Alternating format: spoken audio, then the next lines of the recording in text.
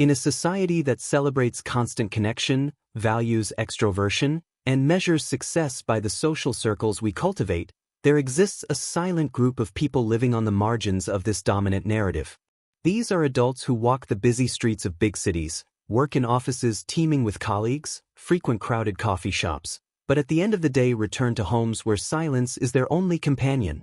They don't have overflowing contact lists, aren't invited to birthday parties every weekend, and don't have messaging groups that vibrate incessantly with notifications. For decades, psychologists and social researchers have viewed these lives through a lens of limitation, as if the absence of friendships were a sentence of incompleteness, a diagnosis of personal failure. But recently, something extraordinary happened. Behavioral scientists decided to go beyond preconceptions, beyond easy assumptions, and truly open the doors to the social lives of these friendless adults. What they found challenged everything we thought we knew about loneliness, human connection, and what it truly means to live a full life. The journey begins in social psychology labs at universities around the world, where researchers started asking different questions. Instead of questioning why these people didn't have friends, they began asking how they actually lived, what they did with their time, how they processed emotions, how they found meaning. The initial findings were surprising. Contrary to all expectations, many of these adults did not exhibit the signs of intense emotional distress that theoretical models predicted. Some, in fact, demonstrated levels of life satisfaction that rivaled or even surpassed those of people with large social circles. But how was this possible? How could someone thrive in a world that seems built to punish loneliness? Subscribe to the channel and comment on what time you are watching this documentary. The first hidden strength the researchers discovered was something they called profound autonomy. While people with many friends often navigate complex social negotiations, balancing expectations, mediating conflicts, and adjusting their own needs to the demands of the group, adults without friends have developed an extraordinary capacity for self-governance. They not only make decisions alone out of necessity, but have cultivated a refined ability to listen to their own inner voices without the constant interference of external opinions. One of the study participants, a 42-year-old man who works as an architect, described how each project he creates is a pure expression of his vision, undiluted by social compromises or the need to impress networking circles. He spends entire weekends immersed in drawings, exploring architectural concepts that may never be built, but which represent a form of self-dialogue that he considers richer and more honest than many conversations he has ever had. This autonomy extends beyond career choices. Researchers have observed that many adults without friends have developed highly personalized life routines, free from the pressures of social conformity. A 37-year-old woman explained how she eats breakfast at 3 in the afternoon on weekends, not because she works night shifts, but simply because that's when her body naturally feels hungry. She watches movies that no one around her has ever heard of, reads books in non-chronological order, travels to destinations chosen purely out of personal curiosity and not because of influencer recommendations. There is a radical freedom in this existence that people with intense social lives rarely experience. Every moment of the day is a genuine choice, not a commitment or an obligation disguised as a choice. The second hidden force identified by psychologists was the depth of inner life. While socially connected individuals often process experiences through conversation, recounting events to friends, seeking external validation for their interpretations of reality, adults without friends have developed extraordinarily complex inner landscapes. Their mental worlds are like cathedrals built over decades of solitary reflection, with meticulously preserved corridors of memory, chapels of imagination where entire scenarios are constructed and deconstructed, libraries of self-taught knowledge that rival formal educations.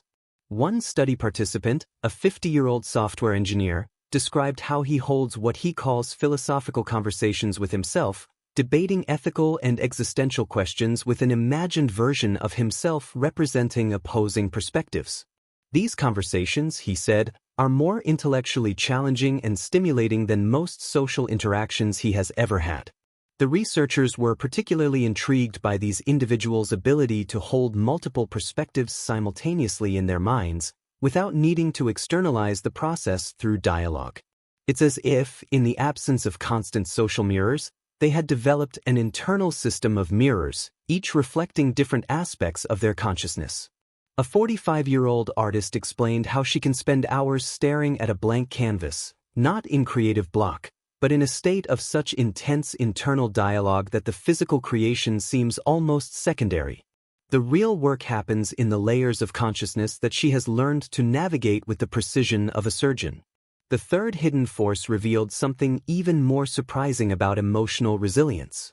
Traditional models of psychology have always assumed that social support is the primary buffer against stress and adversity. But studies with friendless adults have shown that many have developed alternative emotional regulation systems that are remarkably effective. Without the option of venting to a friend or seeking solace in hugs, they were forced to develop internal tools for emotional processing.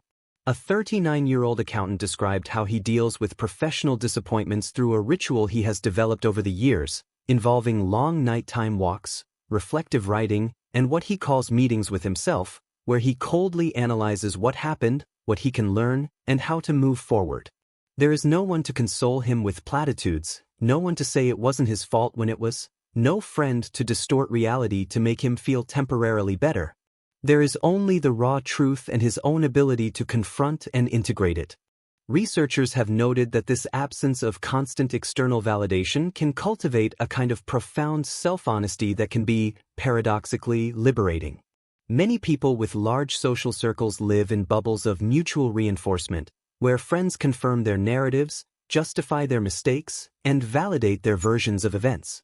Adults without friends don't have this luxury, but they also don't carry the weight of the illusions that such bubbles create. A 48-year-old teacher explained how the worst moments of her life, including a difficult divorce and job loss, were processed in complete solitude, but that the growth that emerged from these experiences was deeper and more lasting precisely because it wasn't mediated by other people's interpretations. She had to find her own meaning, construct her own narrative of recovery, and the result was a form of self-knowledge that she believes is impossible to achieve otherwise. The fourth hidden force concerns creativity and innovation. Data collected by psychologists revealed something fascinating. A disproportionate proportion of adults without friends engaged in creative or intellectual activities independently. We are not just talking about hobbies, but genuine productions, often unknown to the wider world. A 53-year-old maintenance technician revealed during interviews that he had written 7 science fiction novels, none of which had been published, all stored in digital files on his computer. When asked why he never tried to publish them, he explained that the creation itself was the goal, that writing was his way of exploring complex ideas about consciousness, technology, and morality. Publication would introduce external considerations, market expectations, and aesthetic compromises that would contaminate the purity of the creative exercise. His motivation did not come from social recognition, but from an internal need to give form to imaginary worlds. This creative freedom, unencumbered by external validation, allows for experimentation that people focused on social recognition rarely attempt. A 35-year-old software developer created a completely new programming language, not because the market needed it, but because she was curious about whether certain theoretical ideas she had could work in practice. She never shared her work beyond a few anonymous technical forums, but the creative process provided her with profound intellectual satisfaction. Researchers have noted that without the pressure of pleasing friends, impressing peers, or conforming to social expectations, these individuals often pursue more radical and personal creative visions. Their creations may never reach wide audiences, but they represent forms of human expression in their purest and most unfiltered state. The fifth hidden strength revealed by the studies was enhanced observational skills. Socially isolated people, researchers found, often develop extraordinary perceptual acuity regarding the world around them. Without being constantly involved in social interactions, they notice details that others miss. A 41-year-old bus driver described how he can identify patterns of human behavior with a precision that his more sociable colleagues cannot. He observes how passengers behave differently depending on the weather, the time of day, the proximity of holidays. He notices facial microexpressions, subtle body language, interpersonal dynamics between strangers who temporarily share public space. This observation is not voyeuristic or invasive, but a form of one-sided connection with humanity, an ongoing anthropological study that enriches his understanding of human nature. Researchers theorize that when mental energy isn't constantly being directed toward navigating one's own relationships, it becomes available to process sensory information more deeply. A 52-year-old librarian explained how she can be reshelving books and simultaneously processing fragments of conversations she overhears, not to gossip, but as a way to understand patterns of contemporary human concern. She observes which books are handled most, which sections of the library are empty, how the flow of people changes with the seasons.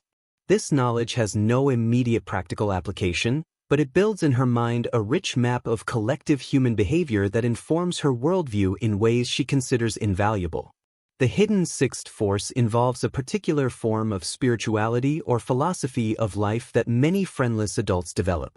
Without religious communities or spiritual groups that typically provide ready-made structures of meaning, these individuals often construct highly elaborate personal philosophical systems. A 47-year-old gardener described how his relationship with plants became a profound contemplative practice, where each growing season is a meditation on impermanence, renewal, and the cycles of life and death. He doesn't belong to any formal religious tradition, but he has developed personal rituals of observation and gratitude that structure his sense of meaning. For him, witnessing a rose bloom is as spiritually significant as any religious ceremony could be. Psychologists have noted that these personal philosophies often synthesize ideas from multiple traditions, creating hybrid systems that are perfectly tailored to the individual needs and temperaments of their creators. A 43-year-old accountant explained how she combines elements of ancient Stoicism, Buddhism, and even concepts from modern physics into a worldview that helps her navigate existence. She doesn't have a guru, doesn't belong to a sangha, doesn't attend spiritual retreats, but maintains a daily practice of reflection that is as disciplined as any monk's. Her mornings begin with an hour of silent contemplation, where she simply observes her thoughts arise and disappear, cultivates gratitude for the simple fact of existing, and sets intentions for the day. This practice is not shared with anyone, not posted on social media, not validated by any community, but it is the anchor of her emotional and ethical life. The seventh hidden force refers to practical and emotional self-sufficiency. Studies have shown that adults without friends often develop exceptionally diverse skills because they have no one to ask for help. A 55-year-old math teacher taught himself carpentry, basic plumbing, automotive mechanics, sewing, and advanced cooking, not as a hobby, but out of necessity. Each skill was acquired through trial and error, online tutorials, and stubborn persistence. The learning process, he explained, became a form of radical self-confidence. He knows he can fix almost anything in his house, can prepare complex meals for himself, can sew his own buttons, and alter his own clothes. This practical competence translates into a form of psychological security. He doesn't depend on anyone for life's basic necessities. This self-sufficiency extends to the emotional realm as well. A 49-year-old nurse described how she developed sophisticated strategies for dealing with boredom, sadness, anxiety, and even joy without sharing these experiences with others. She created what she calls an emotional toolkit, a collection of techniques that include breathing exercises, expressive writing, walks in specific locations she identified as emotionally restorative, and even carefully curated playlists for different moods. When something wonderful happens in her life, she has rituals to celebrate alone that she considers as meaningful as any party with friends would be. When facing difficulties, she has self-care protocols that activate automatically. It's not that she doesn't feel emotions intensely, but she has developed a relationship with her emotions that doesn't require external witnesses to validate them or sharing them to make them real. The eighth hidden force revealed by the research was the presence of meaningful connections of unconventional kinds. Researchers found that many adults without friends in the traditional sense maintain alternative forms of human connection that society often does not recognize as valid. A 38-year-old clerk explained that he has what he calls deep parasocial friendships with dead authors. He reads and rereads the works of certain writers so frequently that he feels he knows them intimately, understands their worldviews, and engages with their ideas as if they were living mentors. These relationships, though one-sided in the conventional sense, provide genuine intellectual and emotional companionship. He returns to these authors in moments of doubt, seeks wisdom in their pages, and finds solace in their words. For him, these connections across time and death are deeper than many superficial friendships between contemporaries. Other participants described significant connections with animals, with nature, or even with abstract concepts. A 44-year-old musician explained that she has a relationship with music itself that she considers more intimate than any human relationship she has ever had. She converses with melodies in her head, has aesthetic debates with composers through interpretations, and feels that music understands her in ways that people never could. It is not an escape from human reality, she insists, but a recognition that connection and meaning can exist in dimensions that our culture often ignores or undervalues. Researchers have begun to expand their understanding of what constitutes a socially connected life, recognizing that humans can form meaningful bonds with far more than just other humans. The ninth hidden force involves a unique perspective on the passage of time and mortality. Many friendless adults, studies have found, have developed philosophical relationships with their own finitude that differ significantly from those of socially connected people. A 51-year-old archivist explained that the absence of friends to witness his life led him to confront a profound existential truth, that when he dies, very little of what he has done will be remembered by anyone. Instead of finding this depressing, he discovered a strange form of freedom. If nothing will be remembered, then he is free to live completely for himself, to seek experiences that have intrinsic value rather than social value or legacy. He travels to places he meticulously photographs, not to share on social media, but to have the memories. He creates art that will likely be discarded after his death. He lives each day knowing that he is a witness to his own life, and that this is enough. This acceptance of impermanence and insignificance in terms of social legacy often results in a deeper presence in the present moment. A 46-year-old cook described how she prepares elaborate meals just for herself, knowing that no one will ever know the care she put into that dish, that there will be no praise or recognition. The meal exists in the moment, is consumed, and disappears, just like everything else in life. This acute awareness of transience makes each experience more vivid, more precious, more fully lived. There is nothing diluting the moment, no layer of social mediation between it and the pure experience of being alive. The 10th hidden strength identified by the researchers was the capacity for radical adaptation and personal reinvention. Without social networks that confine people to established identities, without friends who maintain consistent narratives about who you are, adults without friends often demonstrate a remarkable fluidity of identity. A 47-year-old former lawyer explained how he left a successful career to become a musical instrument maker, a transformation that would have been immensely more difficult if he had to navigate the opinions and expectations of an established social circle. He simply decided to be someone else, began learning new skills, and within a few years was living a completely different life. Nobody was holding him back from his previous identity, nobody was expressing concern or skepticism about his change, nobody was projecting expectations based on who he used to be. This freedom of reinvention extends to more subtle aspects of personality as well. A 36-year-old lab technician described how she experimented with different philosophies of life, ethical systems, spiritual practices, and even aesthetic styles over the years without the pressure of consistency that long-term friendships often impose.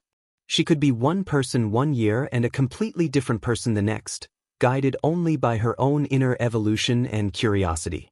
Researchers have noted that this capacity for radical change without social friction can be a significant advantage in a rapidly changing world, allowing for quicker and more authentic adaptations to new circumstances or personal insights. But perhaps the researchers' most profound discovery was something more subtle, something that challenges the very categories we use to understand human life. They realized that many adults without friends didn't see themselves as needy or incomplete, but simply as people who had found a different path through human existence. A 54-year-old poet expressed this eloquently when he said that life is not a single experience that everyone must have in the same way, but a vast territory where different explorers chart different routes. Some travel in caravans, surrounded by companions, sharing each discovery, dividing the burdens of the journey. Others travel alone, moving more slowly perhaps, but seeing things that noisy groups would never notice, exploring secondary trails that require solitude to navigate.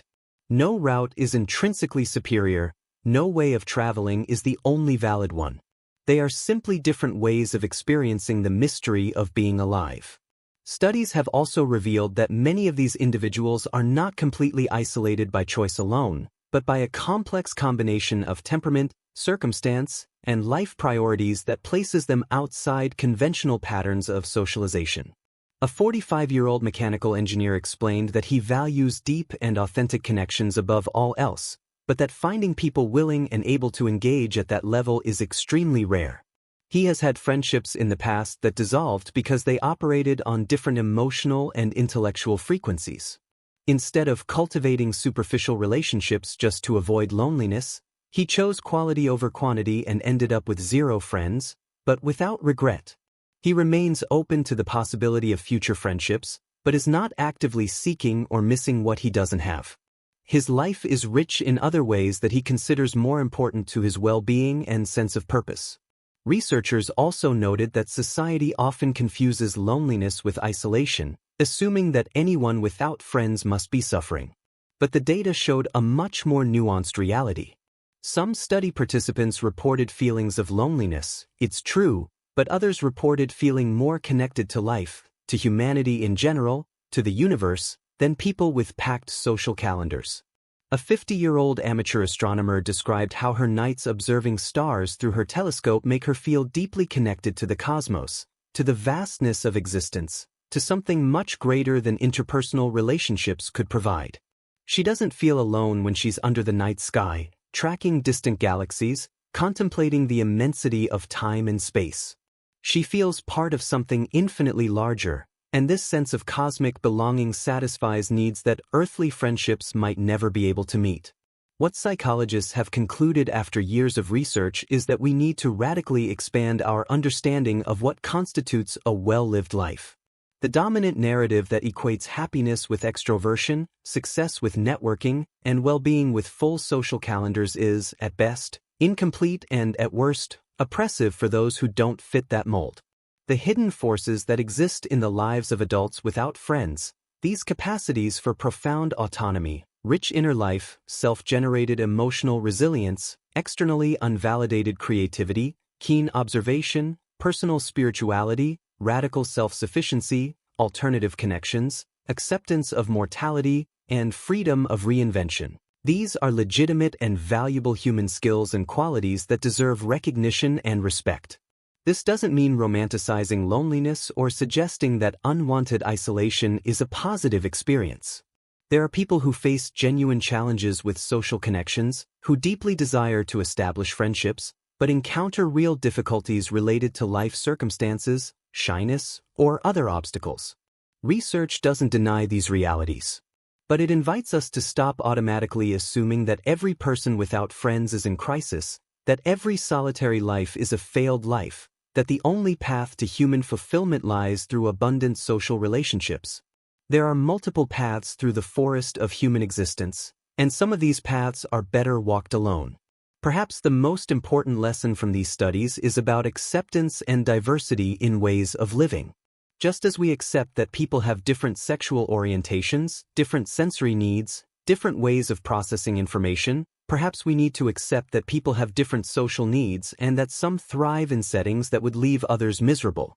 A truly inclusive world would recognize not only those who need more social support, but also those who need more space for solitude.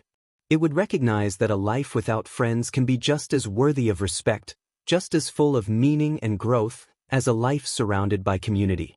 The friendless adults who participated in these studies are not asking for pity or intervention. Many are simply asking for understanding, recognition that their lives have value on their own terms. They are living authentic human experiences, developing genuine capabilities, contributing to the world in ways that may not be visible or recognized, but which are real and meaningful. They are the silent explorers of the possibilities of human consciousness, the experimenters of alternative ways of being, the guardians of truths about existence that can only be discovered in solitude. And so, as research continues and our understanding deepens, we are invited to question our own assumptions about what makes a life worth living, about what we truly need to thrive as human beings. Perhaps we will discover that there are more ways to be well in this world than we ever imagined, that human resilience takes on more diverse forms than our theories predicted, that the capacity to find meaning and purpose is more flexible and creative than we ever gave it credit for. Adults without friends are not failures. They are simply human beings, navigating existence with the tools and resources available to them, finding their own forms of light in the darkness, their own versions of completeness in supposed incompleteness. May the Lord God bless every soul that walks its unique path through this mysterious existence, whether in abundant company or in chosen solitude, for each journey has its own value in the eyes of the one who created the infinite diversity of human experience.